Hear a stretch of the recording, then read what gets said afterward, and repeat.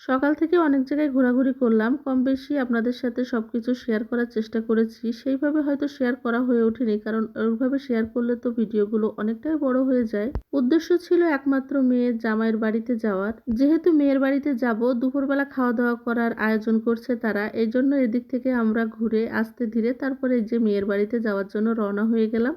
মেয়ে জামাই বারবার করেই ফোন করছিল। বেআইন সাহেব আর বারবার করেই আমাদের ফোন দিচ্ছিল যে আমরা কোথায় কত দূর এসেছি। তো আমাদের সুন্দরবন থেকে একটু দেরি হয়ে গেল মেয়ের বাড়ি যেতে যেতে, কোনো সমস্যা নেই। তো আমরা তারপরে বেআইন সাহেবাকে বারবার করে বলছিলাম জামাই মেয়েকে যে খাওয়া দাওয়া করে নিতে বাসার সবাইকে, কিন্তু তারা তো আমাদের ছাড়া খাবেই না। এই জন্য আমরাও একটু তাড়াতাড়ি করে চলে যাচ্ছি। আসলে সকাল থেকে এত পরিমাণে ঘোরাঘুরি করেছি, আর বাহিরের গ্রামীণ এই পরিবেশ আর প্রাকৃতিক দৃশ্য এত ভালো লাগতেছিল। প্রচন্ড গরম, তারপরেও কিন্তু খুবই এনজয় করেছি আমরা। বিশেষ করে মুস্কান মাহাদি খুব এনজয় করেছে। আর এটা আমরা যদি গাড়ি রিজার্ভ করে মানে প্রাইভেট কারে যেতাম তাহলে কিন্তু একদমই ভালো লাগতো না। এই জন্য আমরা ইচ্ছা করে ইজি বাইক মানে ভাড়া করে নিয়েছি সারা দিনের জন্য। একদম মানে আমরা যতক্ষণ থাকবো ততক্ষণ পর্যন্ত। আর এটা দুপাশ দিয়ে যেভাবে বাতাস আসতেছিল সেভাবে খুবই ভালো লাগতেছিল।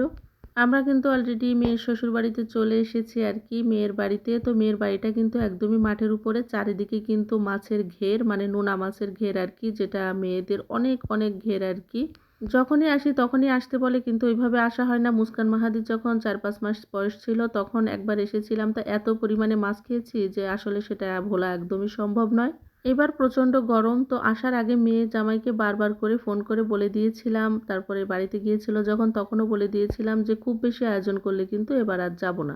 যেহেতু কোরবানির সময় একটু সিম্পল আয়োজন করতে হয়, করলে তারপরে যাব, তাছাড়া কিন্তু যাব না। এখন কোরবানির সময় মাংস ছাড়া আর কোনো কিছু খাওয়া হবে না, কারণ সব জায়গায় একই অবস্থা।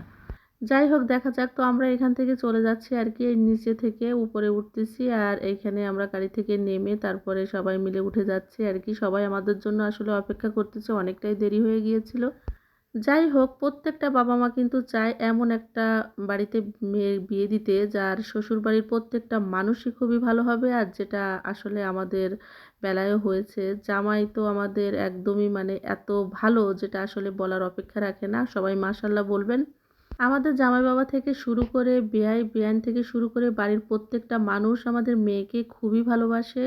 একেবারে ননদ, ভাসুর, যা সবাই।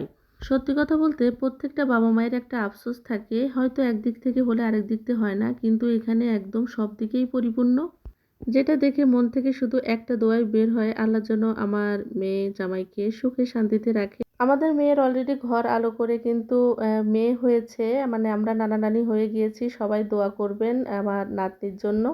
মিমের বাবা, আমার ভাসুর, সবার মোটামুটি খাওয়া দাওয়া হয়ে গিয়েছে। মাহাদি মুস্কানকে আমি ঘুম পড়াচ্ছিলাম, তো আমি খেতে আসলাম। মুস্কান তো ঘুম পড়েইনি, মানে বৃথার চেষ্টা করে চলে আসলাম আর কি। যেহেতু অনেক গরম থেকে এসেছি, তো একটু এসির ভিতরে একটু মানে ঠান্ডা বাতাসের ভিতরে বসেছিলাম আর কি। তো খেতে চলে আসলাম। দেখতেই পাচ্ছেন এই যে চিংড়ি মাছ, এটা কিন্তু আমার মানে মেয়ের শ্বশুরবাড়ির এই যে নিজেদের ঘেরের মাছ আর কি। বিভিন্ন ধরনের মাছ, কি বলবো। তো আজকে কোরবানির সময় এত কিছু করতে একদমই নিষেধ করেছিলাম। তো যেখানে যাচ্ছি সেখানে কিন্তু খাওয়া দাওয়া করতে হচ্ছে, এই জন্য কিন্তু এত কিছু নিষেধ করেছি আর কি। আর বাচ্চা কাচ্চা নিয়ে সেইভাবে ভিডিও করা হয়ে ওঠেনি। অনেক কিছুই ভিডিও করার ইচ্ছা ছিল, যতটুকু পেরেছি ততটুকু আপনাদের সাথে শেয়ার করেছি।